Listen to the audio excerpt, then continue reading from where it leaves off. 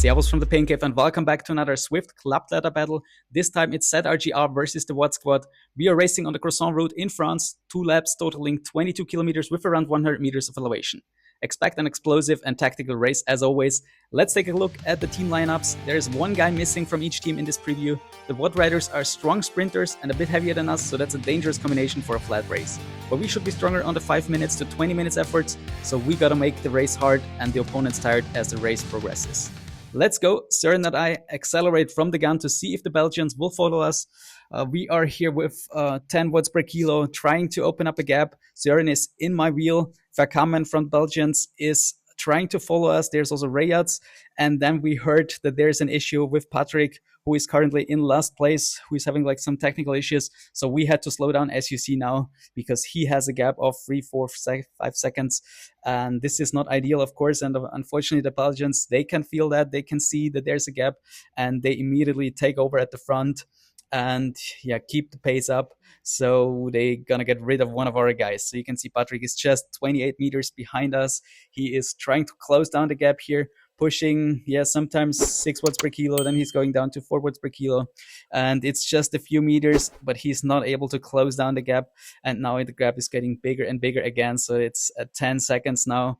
And now Chris is attacking, and you can see I'm not happy about that. We told no, we will not do anything. Chris was attacking, unfortunately, because we gotta wait. And you can see Patrick was close to 7 seconds again, but unfortunately Chris accelerated at the front, and this made everyone attack and Patrick lose some seconds. So this didn't help us at all here. Unfortunately, also the Belgians chase each other, so everything's back together at the front. But you can see Patrick is now 20 seconds, almost now 16, 17 seconds behind. And so this was not good because we just harmed each other, harmed our team by attacking off the front, while as Patrick is struggling in the back.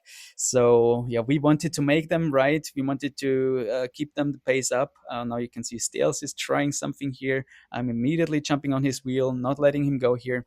So on one hand, of course, this was bad. You can see an attack here. Someone is using the ghost power up, is gone for a few seconds, and is then rejoining at the front probably in a few seconds. You can see I'm seeing oh damn, there's a guy gone. I need to keep the pace up because here he comes back alive.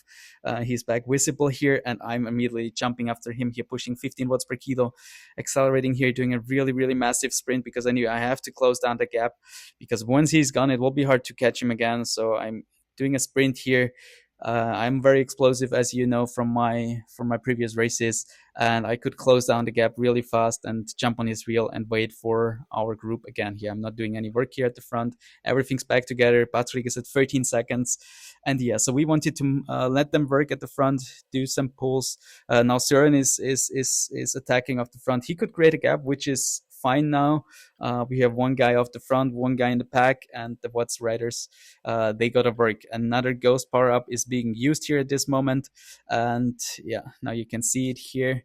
A rider is gone, and Daniel is chasing here. He could see that. I was first oh, why are you chasing? And he was oh, there's someone invisible, and you can see him rejoining, and I'm jumping again here, doing a sprint to close down the gap to Verkamen here, the Belgian, who is the strongest on the endurance numbers. So it's very important to not let him go here. Søren is at 5 seconds of a gap here at the front. Verkamen is trying something again. I'm jumping here on his wheel, not taking any balls at the front because of course we have Søren in the lead, and I will not close down the gap, of course. But you can see we are getting closer and closer. Søren is just 3 seconds ahead, and we got a gap of 5 seconds to the chasing group.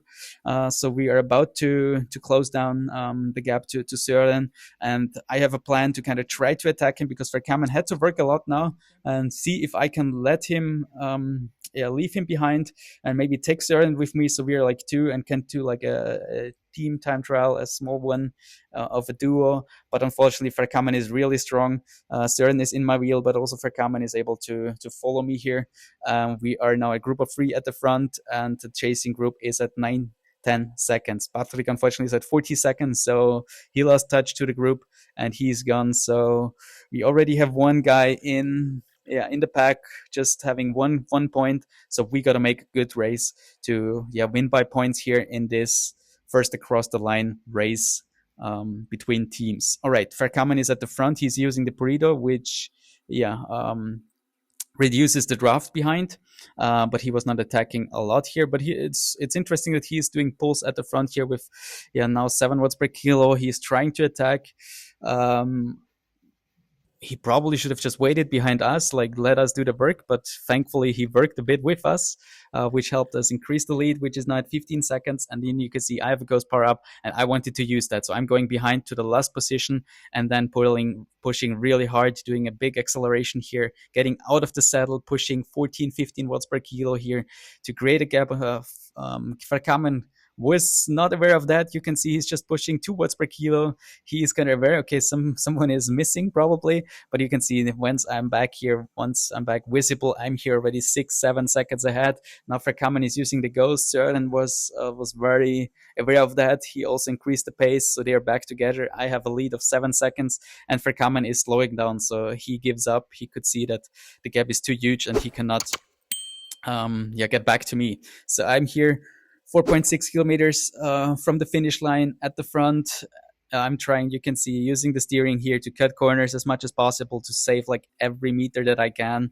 And gap is at 16 seconds, so they slowed down. Now Søren is trying to attack here. He got a gap of 2 seconds to Verkamen.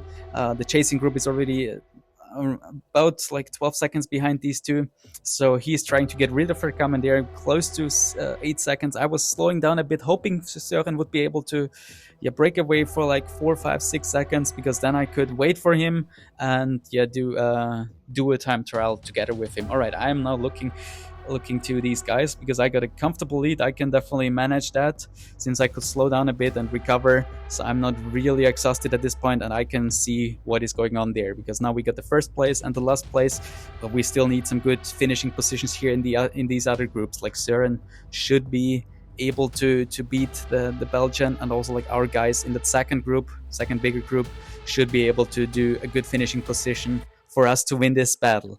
All right, I'm here about to cross the finish line in first position, final 50 meters, and you can already see Søren and Verkamen are opening up their sprint. They're 15 seconds behind, and Søren is in the lead. He's going for a very long sprint, but Verkamen is overtaking him, and it seems he can take the second position. I'm here trying to get there, and you can see Verkamen got second, and now there's an important sprint for fourth position here, and Chris is going for it really strong against these strong sprinters from Belgium.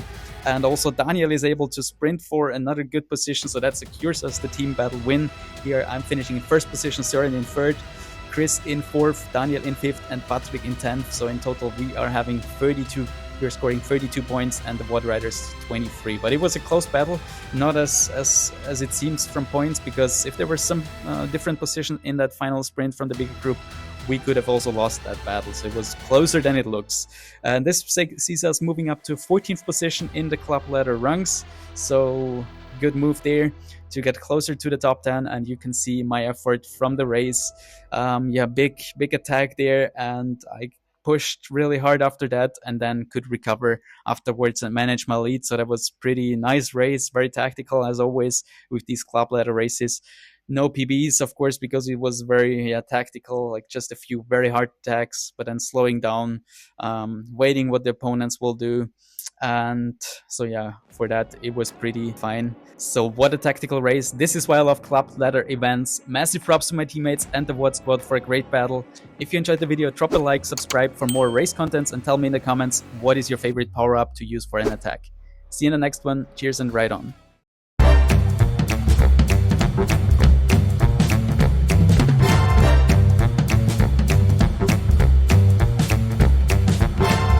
Remember to subscribe.